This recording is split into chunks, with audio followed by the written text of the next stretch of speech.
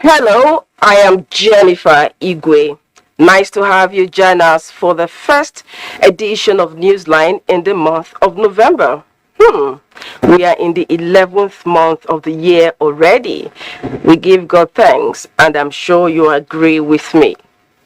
Now, youth, they say, are the future and assets of any nation. It is heartwarming and encouraging to see the innovative drive of young people affecting lives and communities. A shining example is on cue today.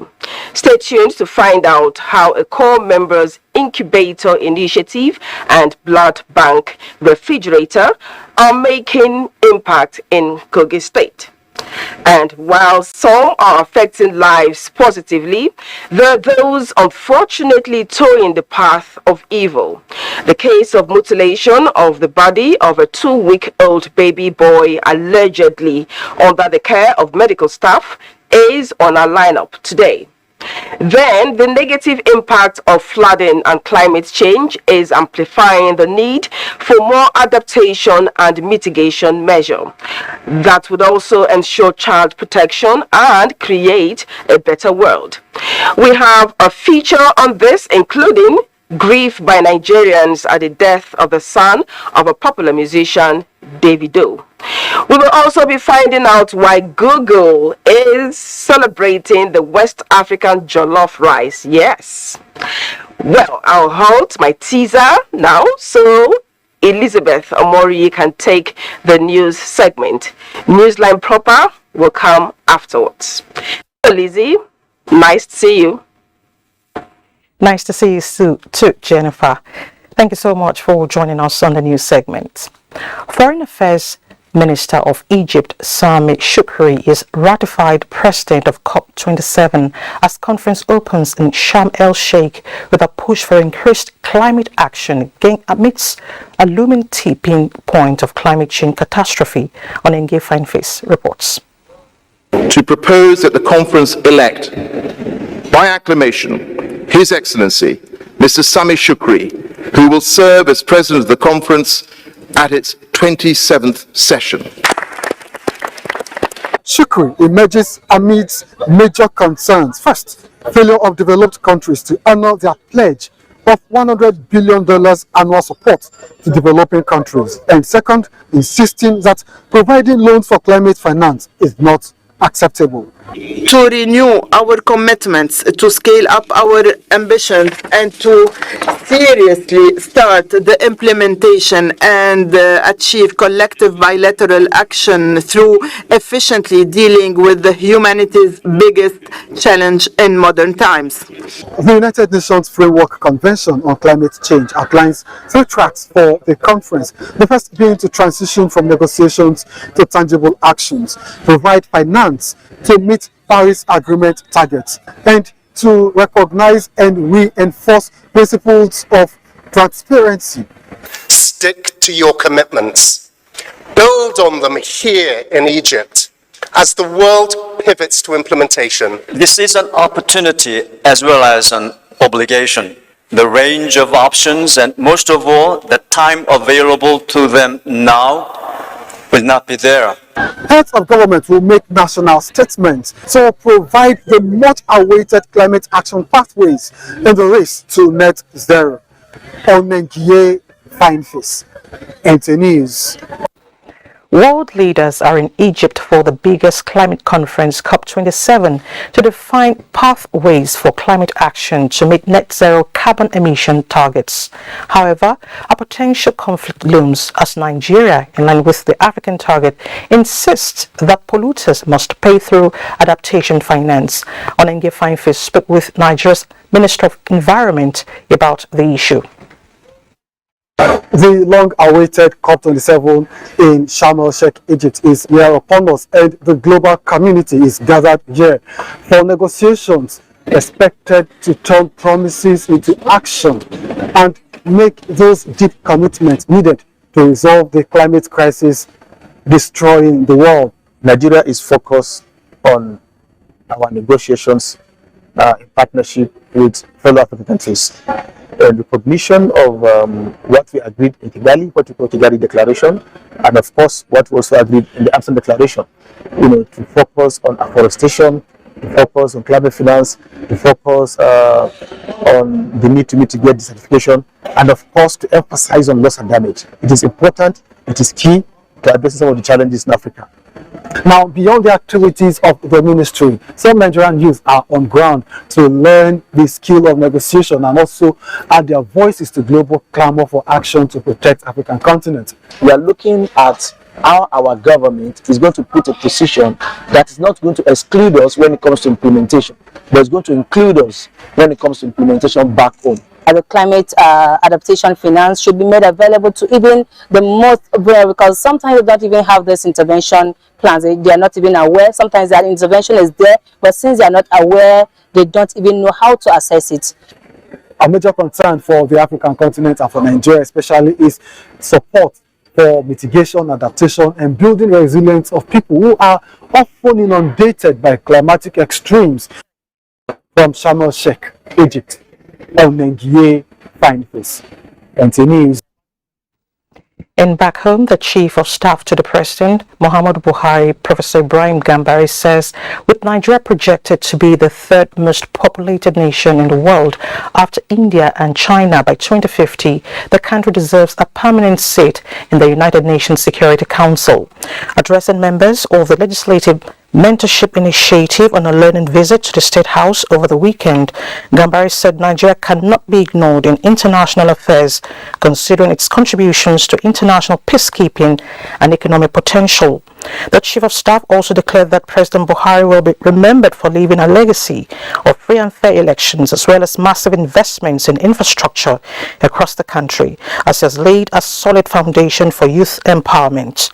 On Nigeria's quest for the expansion of the 15-member Security Council, Gambari, who has served as Nigeria's Foreign Affairs Minister, permanent representative to the UN in New York, and first Under Secretary General and Special Advisor to UN Secretary General on Africa 1999 to 2005, told the young people on excursion to the State House that the campaign for a permanent seat in the United Nations Security Council will find enormous support because of its people and potential. The United Nations Under-Secretary General for Peace Operations, Jean-Pierre Lacroix, is seeking increased participation of the Nigerian Armed Forces in the ongoing peacekeeping operations spearheaded by the United Nations. He stated this while on a working visit to the Chief of Defense Staff, General Lucky Rabo, of the Defense Headquarters, Abuja, noting that security challenges in most of the UN missions across the globe require more collaborative efforts between the UN and affected nations.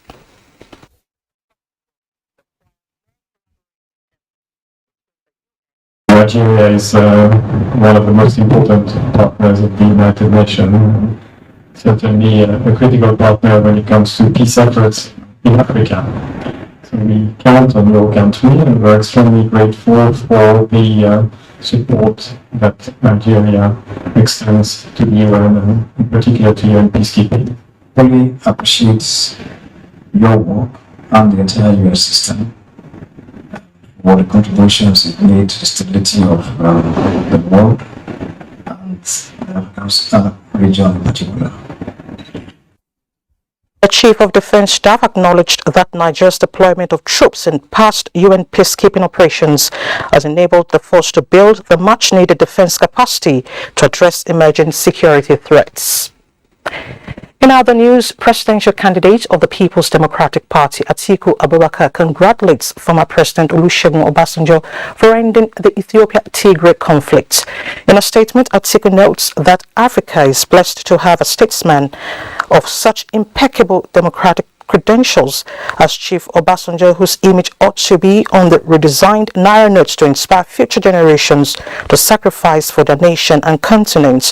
Atiku applauds Former President Olusegun Obasanjo's gift of knowledge and foresight used creditably to steer Nigeria and Africa on the right path. The Speaker, House of Representatives, Femi Gbajabiamila, says his legislative mentorship program helps to inspire and shape the minds of Nigerian youth to provide service for public good. At the graduation and conferment of fellowship on 74 trainees drawn from 36 states and the FCT, the Speaker noted the trainees have been equipped with responsive leadership skills and knowledge to enhance public service and foster national cohesion. We have so much potential in this country. I wouldn't trade it for any other place. Both material and natural and human resources. Unlock that talent which God has given you and contribute to the development of Nigeria. Areas covered during the 5 weeks training include ideology of nation building, parliamentary democracy, Nigerian development vision, and inclusive governance. For so far, and this is like a one-in-a-lifetime experience. The passion of becoming a leader, not just a leader but a transformational leader. I see this fellowship as an opener towards achieving my long-term ambition. It's paving way for future leaders to understand, not only to understand, to really participate in how the National Assembly works. Let's talk politics. The Minister of State, FCT, Dr. Ramatu Tijani Aliyu, has inaugurated executive members of the Nigerian Unite for Tinubu Shetima Mandate Kogi State Chapter. Francis Udojo reports that the group initiated by the minister is to serve as vanguard for APC presidential candidates.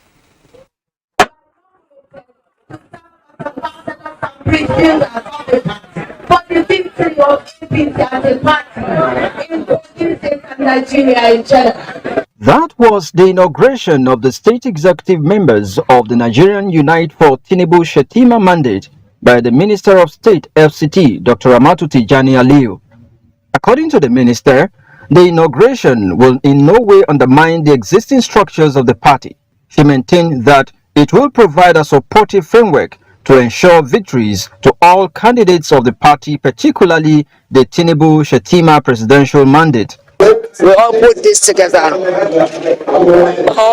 stakeholders that are willing to see us united as one entity, stronger to deliver for APC and our candidates from ward level to the presidential election. We intend to do this by bringing everybody on board. The Kogi State Governor, represented by the State APC Party Chairman Abdullahi Bello and other party loyalists, gave assurances of their maximum support for the realization of the party's drive towards the interest of the nation. The minister, in the company of dignitaries, inspected facilities at the newly renovated Tinubu Shetima Campaign Secretariat, Lokoja.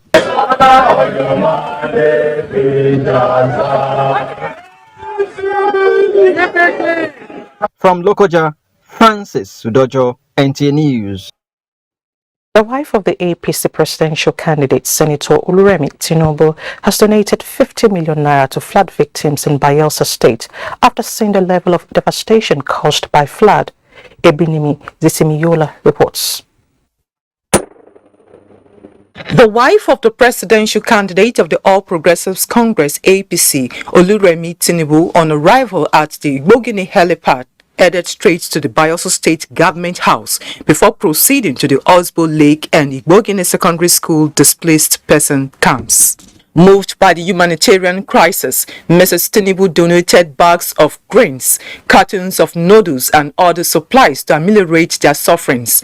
A medical team was also stationed at the Igbogini camp to take care of the medical needs of the people. More than that, Senator Tinubu donated 50 million naira for the distribution of 50,000 naira each to 1,000 families to start small-scale business of their choice. When devastation like this occurs, businesses will suffer. So we brought a recapitalization money, business money grant for the people of the state. We will invite the families of these people that really need this money, and will be giving out this money publicly. The wife of the APC presidential candidate, in company of the Minister for State Petroleum Resources, Chief Timi Silva, also paid a sympathy visit to the monarch of Epie Kingdom, King Mala Sasime. Ebinimi Zitemiola, NTA News. You're still watching the news. Let's take a breather. The news continues shortly. Thanks for staying with us. Back to our political stories. The women's wing of Ohaneze Indigbo Worldwide says it has not pitched its political tent with any presidential candidate for the 2023 elections. The national chairwoman, Rita Daniels Chukwuji, at a meeting in Abuja, said only a leader who takes youth and women empowerment seriously alongside health will have the group's support.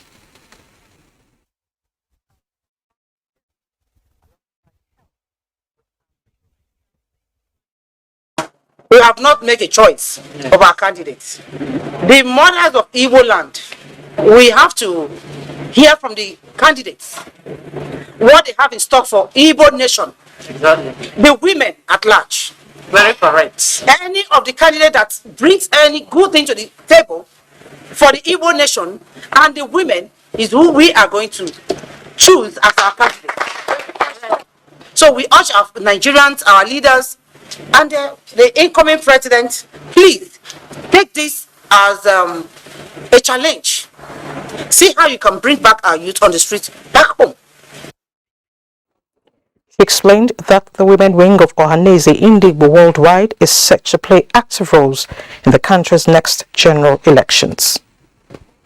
Meanwhile, media practitioners have been charged to support the Independent National Electoral Commission (INEC) to deliver fair and acceptable 2023 general elections.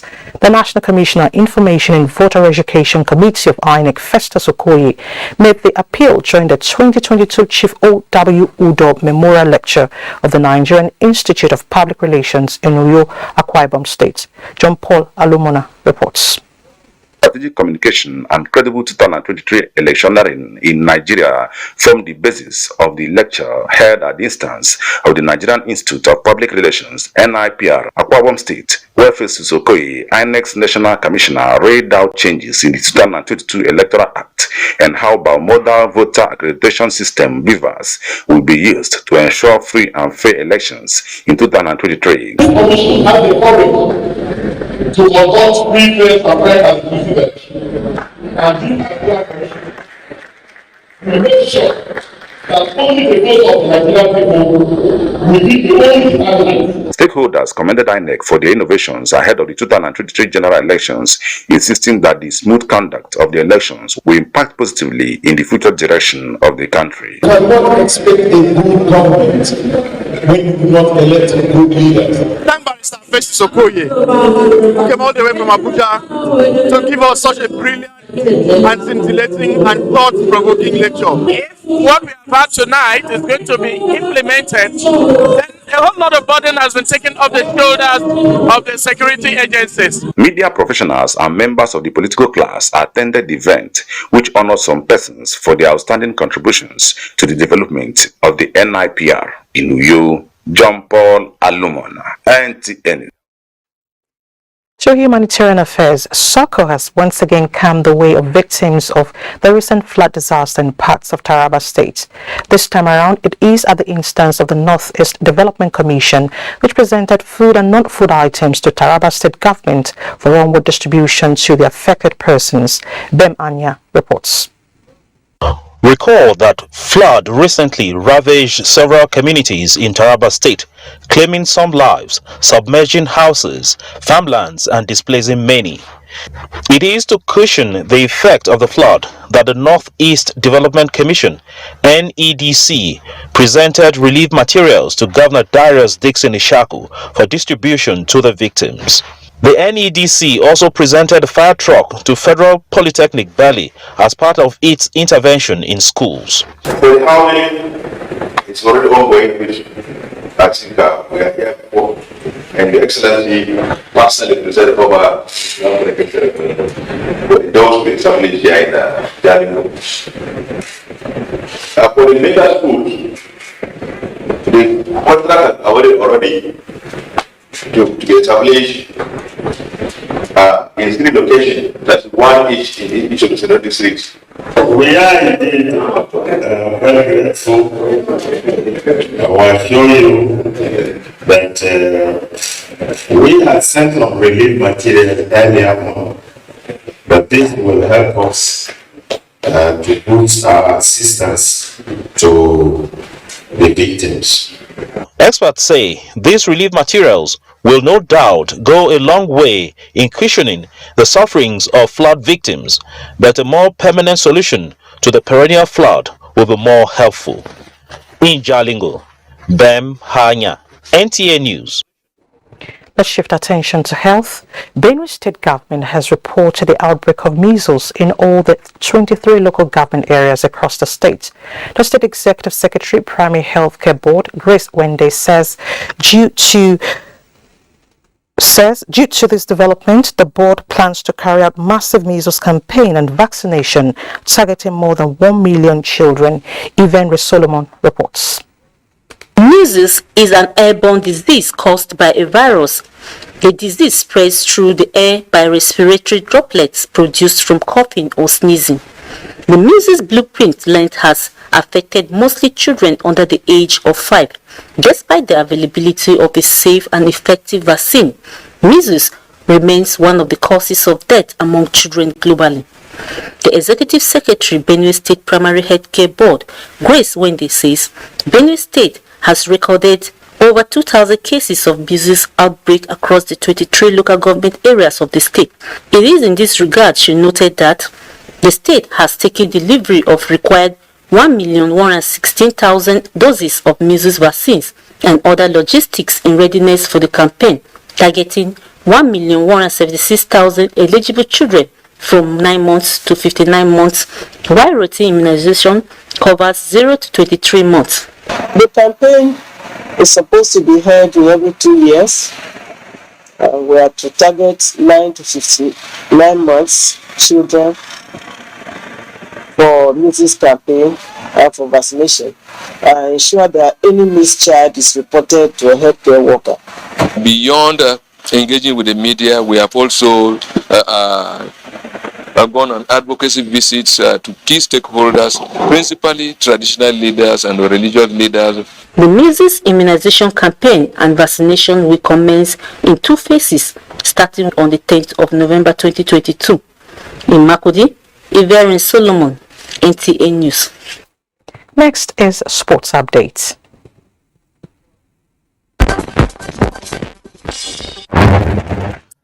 The 2022 National Sports Festival Torch of Unity has concluded its tour of the northeastern part of Nigeria following its arrival in Yola. Yusuf Jika reports that the torch was received by the Chief of Staff to the government of Adamawa State, Maxwell Gidado, who encouraged the athletes to play by the rules as they look to compete for medals in Delta State later this month. I enjoin you to play by the rules of whichever game you find yourselves in carrying out, and make sure that you bring the medals back home. Team Nigeria put up a dominant performance on day 1 of the Squash Africa Senior Championship in Zimbabwe as the men's team recorded respective 3 new wins over Rwanda and Namibia, while the women overpowered Zimbabwe 3-0 and lost by the same margin to South Africa to move into the second round. The tournament, which features 9 participating countries, ends on November the 12th. Elsewhere, Arsenal returns to the top of the Premier League after edging out Chelsea 1-0 at Stamford Bridge on Sunday to reopen their 2-point lead. In other results, West Ham United lost 2-1 at home to Crystal Palace as Manchester United were humbled 3-1 by Aston Villa, while Tottenham Hotspur couldn't hold back Liverpool as they were beaten 2-1 at the new White Hart Lane. With sports update, Bade Adeleye, NTA News. In sports update with Bade ends the news segment. Jennifer is still standing by in Lagos with some reports for us. Over to you, Jennifer.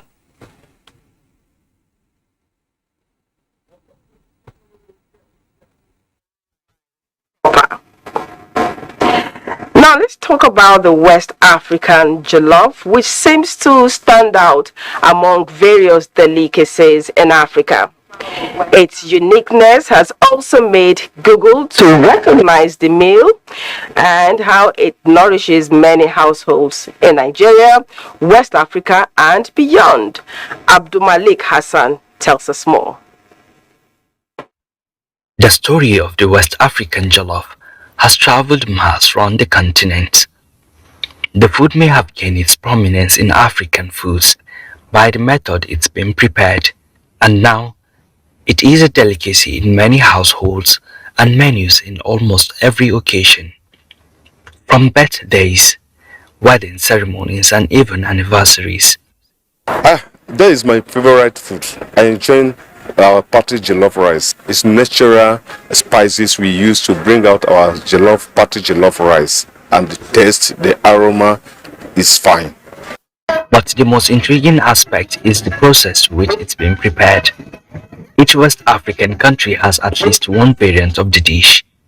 From Nigeria, Ghana, Sierra Leone, Liberia, and Cameroon, particularly the competitive taste. So I met Emmanuel, a Nigerian chef and a self-acclaimed jollof doctor, who revealed a secret. Like this rice now, the process, once your shombo is ready, you have your tin tomatoes, grinding of the shombo with your fresh tomatoes, you understand? Once you have those things ready already for you, you fry them down, and the jollof spices. So there is no additional. We don't put chicken water, we don't put goat meat water. Because there some African people, they don't eat goat meat. Some don't eat chicken. So this rice is just natural for everybody. So it's left for you now to add your own spices from behind. His specialty is cooking party jollof rice. He tells why people love to have the meal on their table. Jollof rice is natural for everybody, as in Africa, especially party jollof rice, because we have sort of jollof rice. The peculiarity of this African dish did not go unnoticed by an American multinational technology company, Google.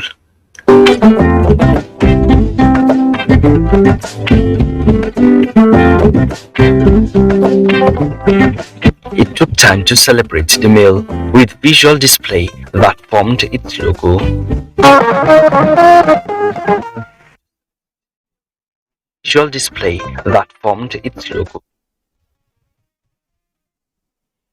Jollof rice differs from country to country, with several arguments on which nation makes the best.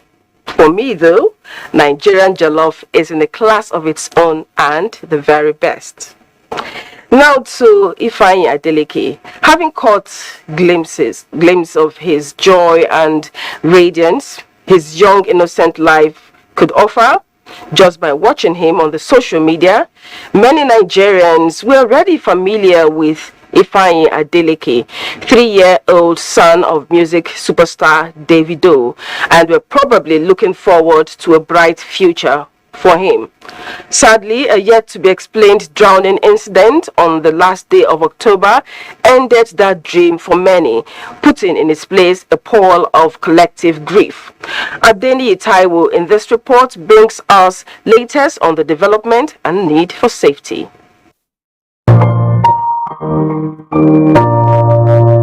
There are many of these father and son pictures of young David Ifeanyi Adeleke, Davido's son, on the internet. They represent happy moments in his life that have endeared him not just to his parents, but to many other Nigerians and many on the social media. Like every other last day of the month, Monday, 31st of October, was supposed to quietly recede, making way for a new month.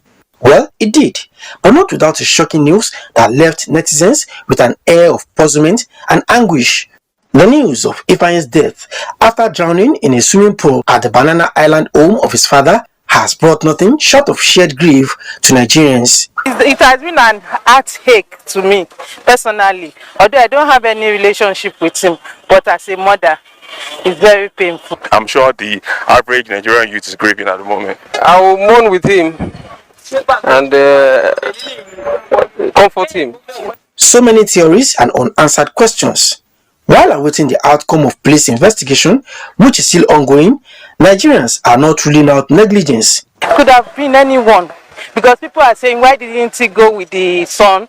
But that's not an excuse. It could have been anyone. You know, the nanny, the guard, everybody, they should be looking after him. Like, that's why they're all there. So they should actually look after him, like, make sure the boy is fine. But it's a sad thing that happened to him. And for all these kind of cacophonic stories, whether there was a prophecy, no prophecy, I don't think this is the time for that. The police is following up on that lead and a few others, as 2 out of the 8 staff said to be attending to the dead child are still in custody, helping with ongoing investigation. The case has been transferred to the State Criminal Investigation Department, State TID, Banti Yaba. Investigation is ongoing. We have 2 suspects with us. And the autopsy has been concluded. It confirms that the little boy drowned. That's all for now. As at the time of filing this report, Davido and Chioma, grief-stricken, are yet to make a statement. There are 5 stages of mourning or grief. The first one is denial. Dr. Pasi Amarigbo, a clinical psychologist at the University of Lagos, says the death of a child is a very deep loss to any parent and may require a lot of support to fight off depression and encourage acceptance. It's the loss of their greatest investment. So it creates a lot of emotional turmoil. And particularly, it's important you mentioned that the people are not even thinking about the woman. But this is the woman that carried this baby for 9 months. So it's really, it's really touching her seriously. But for most people, within a period of 2 weeks, the reality of that, and they begin to accept it and they begin to recover. The painful loss of a minor is a sad reminder that child safety is pertinent and adults have an important responsibility of ensuring this. Experts advise that drowning, for instance, can be prevented through vigilance and the use of barriers that can restrict access to water. We are all following the case and will keep you posted. Note please that whether in private homes or flooded environment, vigilance and safety is key. A child can drown in as little as 10 seconds. That fast. Now, what could be the motive behind the mutilation of the body of a 2-week-old baby boy under the alleged care of the medical staff? This is the question still begging for answers by many who are yet to accept the reality of the bizarre incident in Asaba Delta State. Helen Dunku is investigating the heinous crime which has been receiving the attention of the police.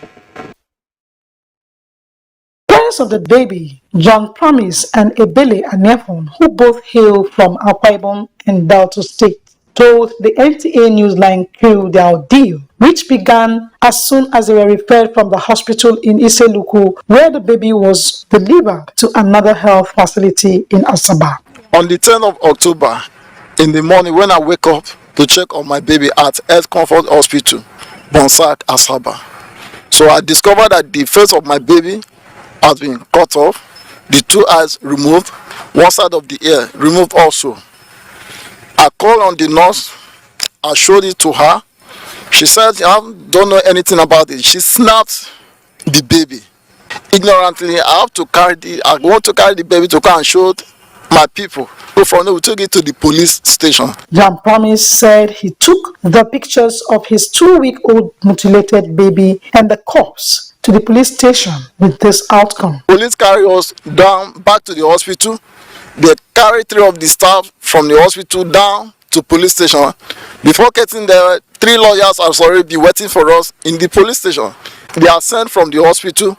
The police now refer us down to State CID. From there, the police went the following day, being Tuesday, to the hospital to check and to investigate the hospital environment. On the scene, they caught 2 guys working on the camera machine that they have in the hospital.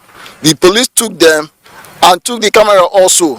They promised us that the following day, they will tell us what they recovered from the camera. Up till now, police have not said anything concerning the camera. The chief medical director of the alleged health facility in Asaba, Dr. Ifeanyi Ajufo, narrated his own side of the story. Yes, we died here, and we handed the usual routine was followed. The baby was handed over to my father, and the father took custody, the father, the mother of the baby, and their grandmother were all here. The baby was handed over to them. Whatever happened, I believe before the law courts, they will be able to tell us. I'm interested in knowing what happened. Whoever did it, I have told the police, I want the person to be brought to book. The Delta State Police Public Relations Officer, Bright Edafi, shares the perspective of the police. In course of our investigation, we uncover the fact that when the child gave up, the remains of the child was handed over to the father of the child, who complained that he was not having money to pay for the hospital bill. They kept the baby somewhere around the hospital, close to them, prayed for the baby, and they went to sleep, only for him to come in the morning to carry the child and discover that the body of the child had been mutilated. To be fair, we have to ensure that we arraign every person on duty that fateful night. Coincidentally, it was just a nurse that was on duty that night. That is why the nurse and the father of the baby, who also admitted that the baby was actually handed over to him, both of them were charged to court. Nonetheless, all that the dead baby and the parents deserve is justice.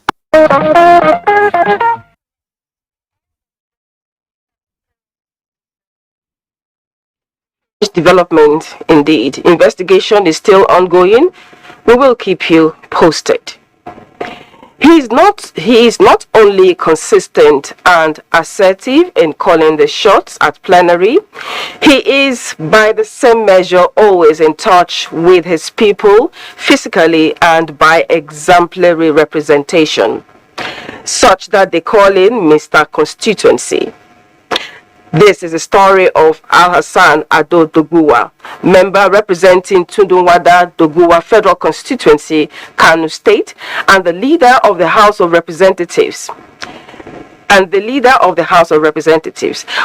Mr. Constituency is once more in the news and in his constituency, from where Yahanatu Hassan reports. Mutual, reciprocal, and being a brother's keeper. These are qualifiers that aptly describe the relationship between Al-Hassan Ado Doguwa and the people of his Tudunwada Doguwa Federal Constituency in Kano State. As the leader of the House of Representatives, the workaholic legislature seems always available to call the shots at plenary. By the next breath, he is in the midst of his constituents to serve them, to rejoice with them, and at the other moment to share in their pains. That was the case when some weeks ago the leader of the House, among other motorists, got trapped at one of the bridges affected by the recent flooding disasters. Moved by the plight of the people, he made a promise to table the issue before the federal government. Promise fulfilled, with contractors on site for rehabilitation, repairs and maintenance of 3 bridges, all domiciled in his constituency. We are happy and we are wishing those who, more especially the engineers who are abiding. He made a lot of promise and we hope, we pray for him to succeed on these promises. Pray for him, Allah will help him to go more than where he is now. They should try and do something good for themselves, and they at least Ado Doguwa is a sample to them. They will follow his way, and if they do that, people will appreciate them. Controller Federal Ministry of Works in Kano, Yahya Baba Ali, promised a speedy completion of the project.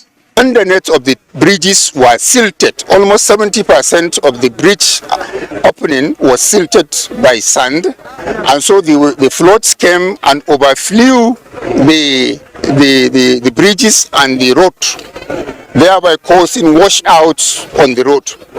And that is what brought us here now to officially commence this repair work. And we will continue to seek the cooperation and patience of the community. Of the House, Al-Hassan Ado Doguwa, who is full of praises, said the project will in no small measure promote the economy of Kano I am now back on site in less than 2 weeks with every facility to commence work. This is the commitment of this is to show the commitment of Mr. President to the plight of his people, the commitment of the Federal Ministry of Works under Fashola and our brother who is the Minister of State in that ministry, that yes, whatever concerns our people, it is always their business. I think it is duty bound on me to use this opportunity on behalf of my community, on behalf of my people, on behalf of the Governor of Kano State, Dr. Abdullahi Umar Ganduje, to thank the Federal Ministry of Works through the Controller of Works, Kano State, the very engineer that is here with us, to also extend same appreciation to Mr. President, the President of the Federal Republic of Nigeria. The bridges link many states from the north to north central states.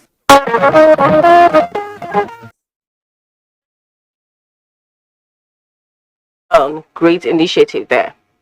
Now to environment. For years now, scientists have warned about the effects of climate change.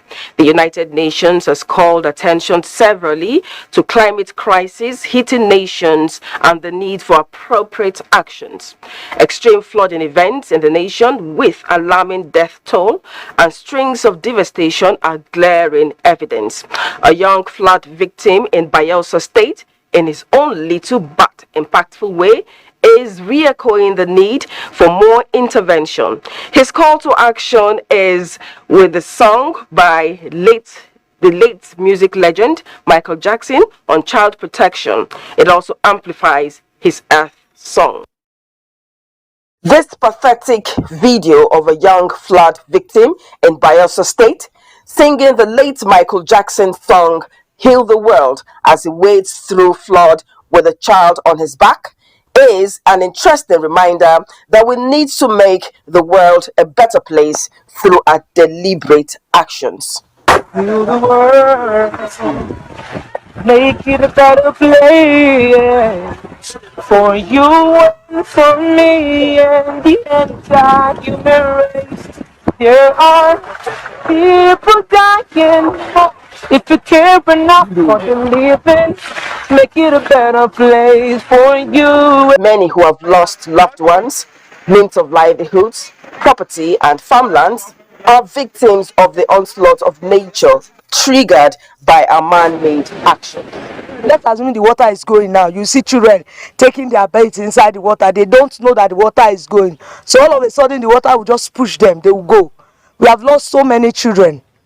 Heal the World, sung by the late Michael Jackson in 1991 and the Earth song in 1995, decades ago, were themes on child and environmental protection that amplified series of warnings by scientists and environmentalists on the need to heal the earth and save humanity from what could hit us if we don't. A lot has been done to raise environmental awareness in this country. By individuals, by the government, by non-governmental organizations. But we are always caught napping when during the time of untoward environmental events. It's not supposed to be. Adaptation and mitigation to the effect of climate change commands funding, which developed nations who are the greatest culprits of global warming as a result of their industrial revolution have promised to provide. Environmentalists, however, say while developing nations await the full payment of such funds, concrete actions need to be put in place to protect lives and communities from the disastrous effects of climate change. Climate change does not respect social class or developed or non-developed countries, but those who suffer the most devastation are the ordinary citizens like you and I. So we need to act in a way that protects us. The floods are coming. There's also time that people should relocate. I think government needs to go a step further by relocating these people. Since the people concerned don't have the resources, they can easily move them away from the locations where they are. In the year 2012, many communities in Nigeria were inundated with water, with series of death and humanitarian crises. 10 years later, Yet 2022, climate crisis and other factors have again showed coastal communities no mercy. Environmentalists say assisting victims of these onslaught of nature is sacrosanct. But importantly, ensuring more likely effects of climate change does not seemingly catch us unawares is a crucial path to toe. Very important. Climate adaptation and mitigation are things nations around the world should focus on. And with the climate change conference going on in Egypt right now, we hope they will come out with meaningful agreements. Time for a break. Newsline continues shortly. Purpose of time.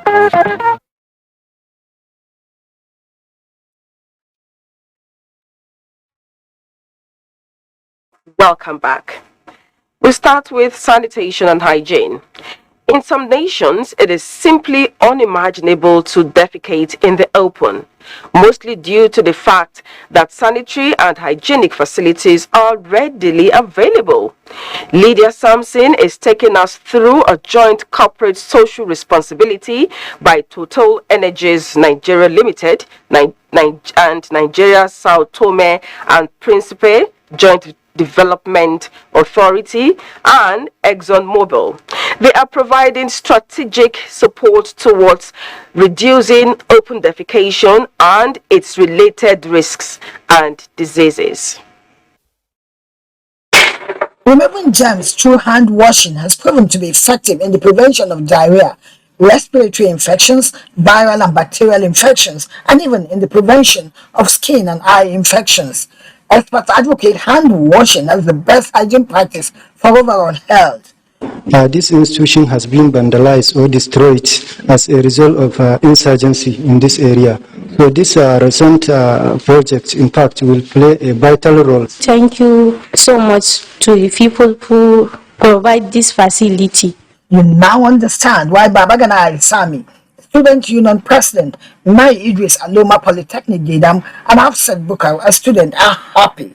The inauguration of 10 toilets fully equipped with state-of-the-art facilities for students of Mai Idris Aloma Polytechnic Gedam in Yobe State is seen as the game changer in further inculcating sanitary best practices in the Polytechnic. For the donors and leadership of the institution, it is more so as the Northeast is battling infrastructure deficit caused by insurgency. Social responsibility projects that are to be enjoyed by the various communities in Nigeria. As you are aware, these projects are located all over Nigeria, the 6 geopolitical zones of the country. The menace of infectious disease will be curtailed at least by this modern sanitary facility. 5 toilets are for male students, while 5 is for females. From Yobe State, let's now go to Niger State, the town of Zungeru. Here, it is a dream come true for Ibrahim Yakubu and Blessing Kefas, both students of Niger State Polytechnic Zungeru. They recalled unhygienic situation they had to contend with in terms of poor sanitary conditions in the school. So many students here are excited to see that the company has assisted the management by constructing a toilet for us here. And now, due to the timely intervention of the Hygiene and Sanitary Facility Project provided by Nigeria's Sao Tome and Principe Joint Development Authority in collaboration with Total Energies, ExxonMobil and partners, they testified that the narrative will change for the better. Like sincerely speaking, we are very, very overwhelmed with joy. The project consists of a block of 10 units toilets are to be located in state government-owned tertiary institutions. So facilities like this is very essential. There's need for such kind of hygienic and sanitary reason. There is so many deficiencies in terms of facilities like this. It will go a long way in improving on the general hygienic and sanitary of the Polytechnic. Fully equipped with state-of-the-art hand sanitizer and dryers, in designated institutions in the Northeast and North Central region, has elicited some accolades for the donors.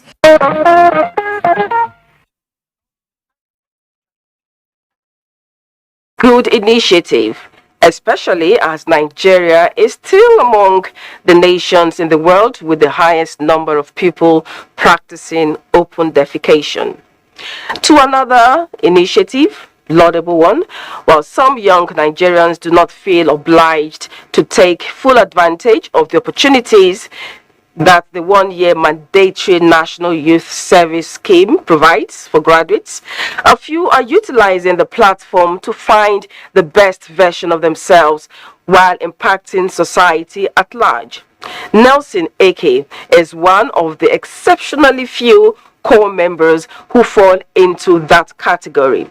Jonathan Omajali tells us exactly who this young Nigerian is and how his laudable contributions to community development continues to transform lives at his place of primary assignment in Kaba, Kogi State.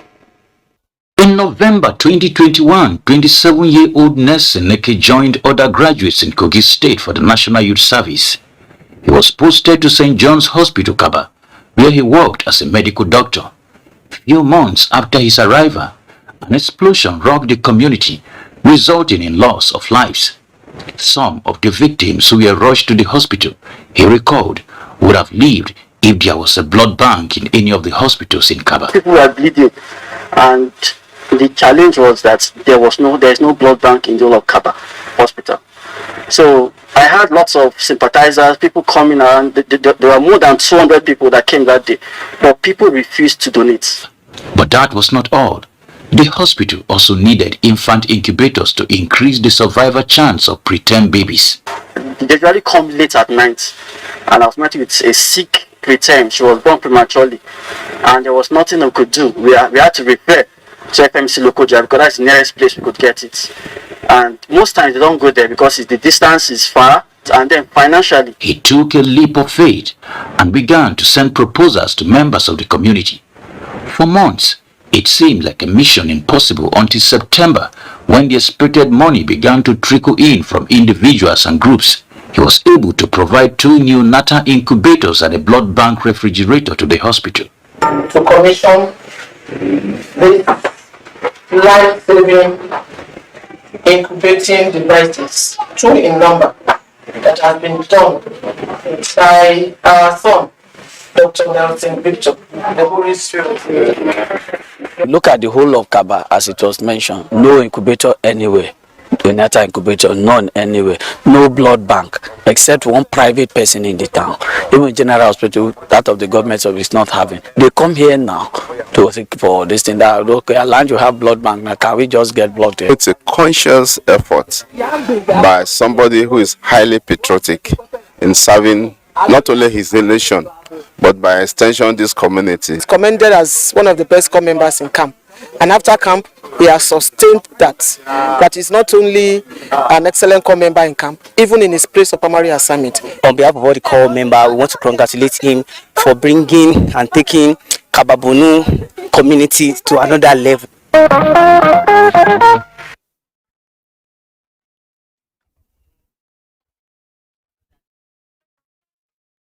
Great initiative. He should be encouraged and supported to do more. Now to a love celebration. Few days from now, he would be handing over the mantle of leadership to his successor. Before then, he has decided to welcome a new daughter-in-law to his family in an elaborate wedding. Wondering who this is? Annie Daniel says it is the prelate of Methodist Church, Nigeria, His Eminence, Dr. Emmanuel Emeka Uche, as his son, Sunday Chukwuemeka Uche, is joined in holy matrimony with his better half, Somto Chukwu Adanna Ajigwe, in Lagos. This is the day both Uche and Ajigwe families have been looking forward to for their children, Somto Chukwu Adanna Ajigwe and Sunday Chukwuemeka Uche. The wedding ceremony had all the trappings of a Methodist Church, Nigeria.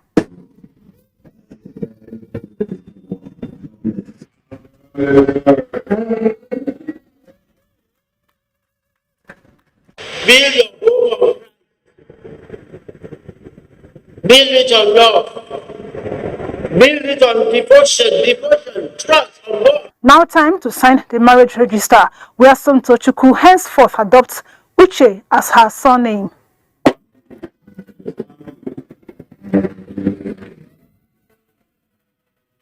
I like him for who he is, his personality, and the way he loves me. And I pray that I'll always be attracted to him.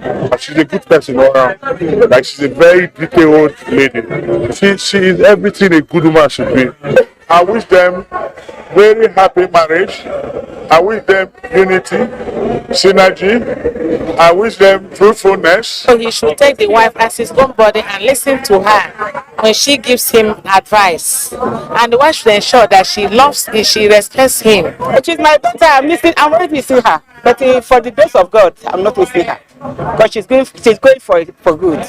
All they need to do is to stay together. They must pray together. At the reception, the couple and their families left nothing to chance to ensure guests were comfortable. Can you measure the joy of parents on a day like this? I doubt.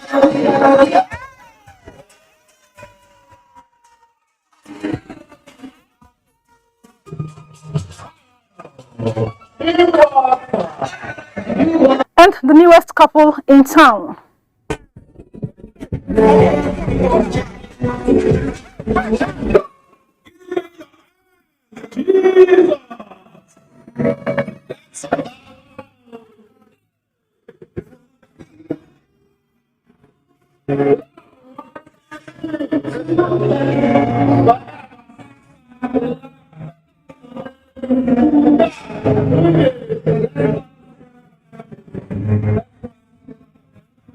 Everything expected in a Christian home, that is what she will get. Love, care, prayer. Because their father and parents are alive, they will also be alive to give their children in marriage.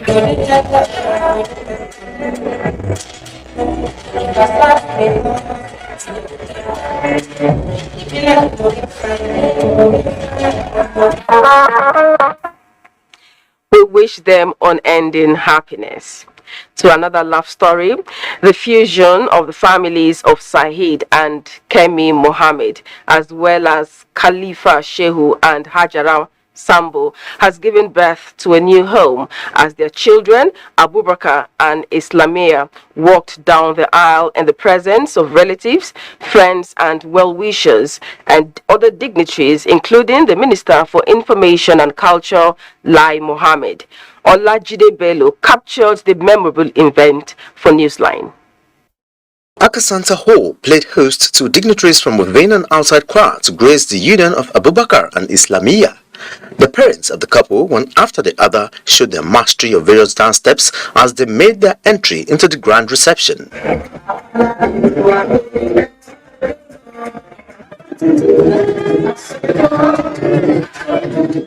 Then the latest couple brightened the colors as their rainbow emerged.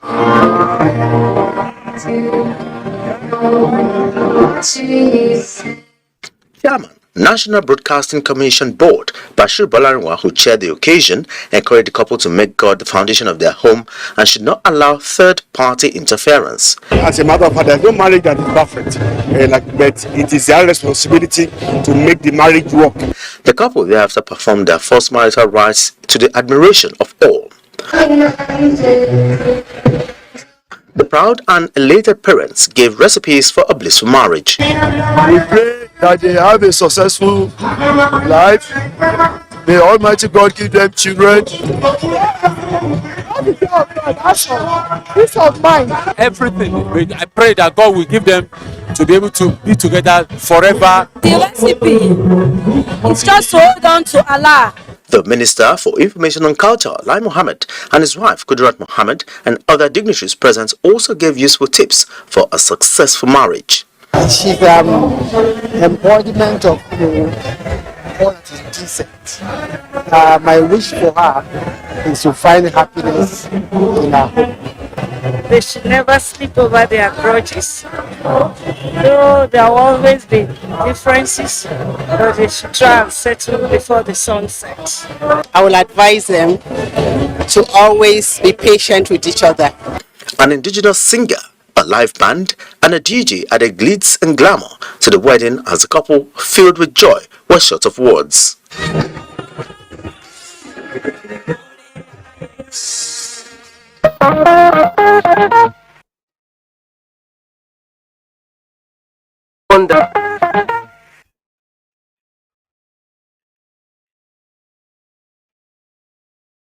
To have you back. It is the dawn of a new era for the people of Mangu in Plateau State as they rolled out the drums to celebrate their new traditional ruler, the Mishkaham Mangwavu Da John Putmang Hisse. Governor Simon Lalong presented the staff of office to the 78-year-old monarch in a colorful ceremony at the mini stadium in Mangu. Caleb Goshin captured the event for Newsline.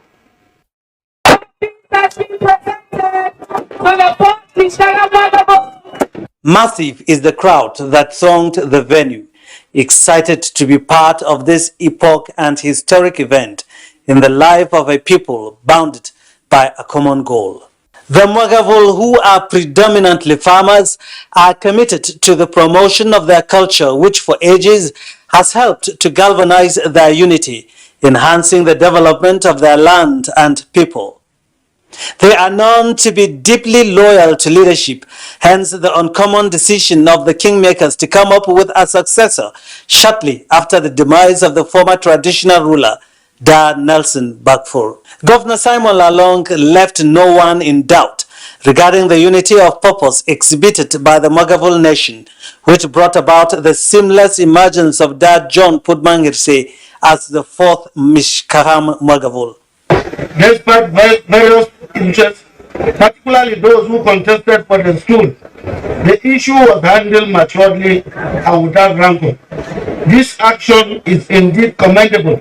The goodwill exhibited at the event was unequaled, given the caliber of guests present. This gathering is truly a reflection of the kaleidoscope of colors that makes up the Nigerian nation. It needs to be celebrated at every opportunity. Our Shehu is a Shehu of peace. Borno is the home of peace. And anywhere we represent the Shehu, we want to show this peace in the lives of everybody. The people of Mangu will give this new, brand new Amaria or Ango all the necessary support that he requires for him to excel in his duties as the new Mishka Magavul. I have a very cordial relationship with the people of this kingdom since time immemorial. For sons and daughters of the land, nothing is more satisfying to them than having a worthy leader to guide them. The moment of joy is to use that goodwill to bring one marvel together as a one immovable entity. Pray that God grants him long life and God grants him the wisdom that he requires to be able to carry out this very difficult task. It is the consensus of all that other tribes should emulate the Mwagavul by putting aside all differences for the progress of their lands. It is the Lord's doing, and I believe that he brought me on the throne at this time for a reason. And I believe that he will guide and direct me to live according to his plan and purpose. A retired permanent secretary in the Federal Civil Service, Da John Putmangirse was until his ascension to the first-class stool the district head of Mangu.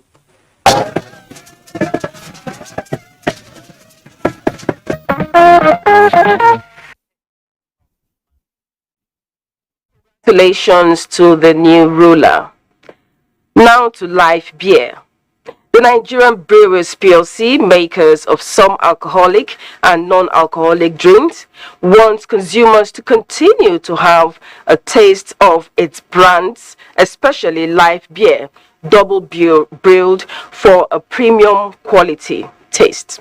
Some retailers, distributors and consumers of live beer were invited to the brewery department of Ama Brewery, 9th Mile Corner, Ngwo, Enugu State, to witness the production of the live beer brand. Chinenye Nwoye reports. The Nigerian Brewery PLC, makers of drinks such as Heineken, Maltina, Malta Guinness and Life Beer, has its Ama Brewery situated at the Nightmare Corner Ngo in Enugu State, with its state-of-the-art manufacturing facilities. To sell its products and brands, the company runs promo such as the Life Progress Turugo Lota, aimed at sharing values of brotherhood, success and progress. This time around, the company took a bolder step and invited its consumers, retailers and distributors in Enugu to come to its brewing department at the Nightmare Corner Ngo in Enugu to witness the processes Live Beer undergoes before it is produced, hence this Seed to Sip conference. The quality in life is comparable to none. We Nigerian breweries are taking every precaution to make sure that we make life of the utmost quality. So I am advising everybody to open a bottle of Life and see the refreshing taste that is in it now. So it's a very wonderful business initiative that they have adopted. You know, I believe it will go a long way to positioning the industry, FPL.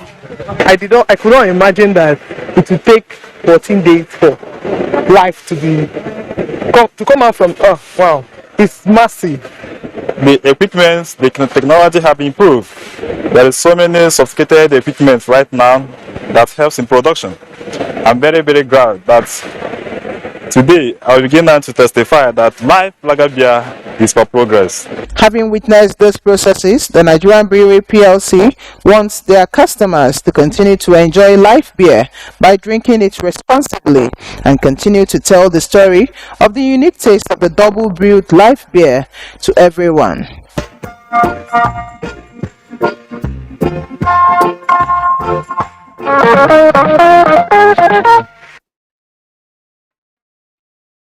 Time for another break. We'll be back. Welcome back. Africa's largest television network, the NTA, has been recognized for its key role in the revival and restoration of Sukru Kingdom heritage, Africa's first UNESCO-listed cultural landscape. Yusuf Jika reports that the NTA, Adamawa State Government and other organizations were honored in Yola at a dinner organized to celebrate the successes recorded in the restoration of Sukru World Heritage Site by UNESCO and other development partners. The history of the people unveils.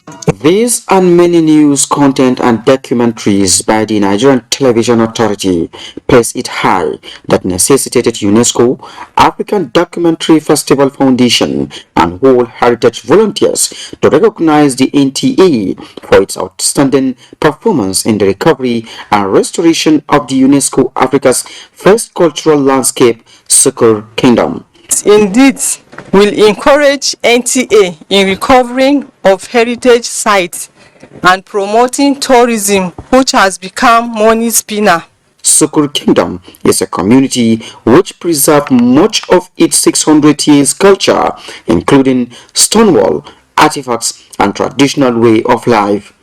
Also known as Nigeria's first heritage site, the site suffered setback as a result of activities of Boko Haram. However, the situation has changed and the landscape has now bounced back to life as major key stakeholders are on the front burner to ensure the culture and the artifacts are on the right shape.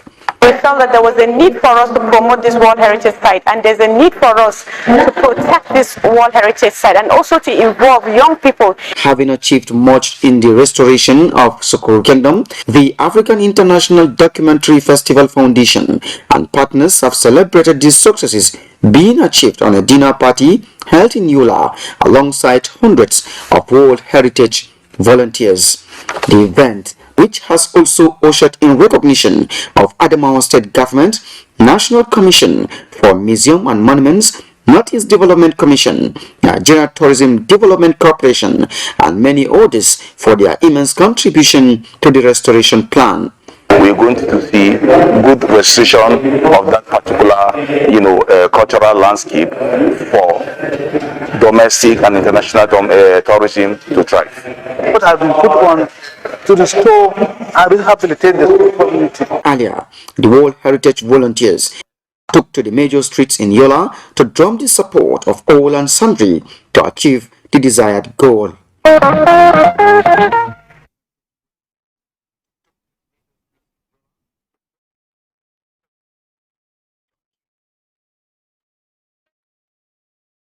The World Heritage Site has certain exceptional features that can only be found there, nowhere else in the world. So note that place as your next tourist destination. We'll end here today. Join us again Sunday next week for another edition of Newsline. And don't forget that the fastest and easiest way to becoming a star is to join the NTA to stand against rape and rapists. Good night and God bless Nigeria.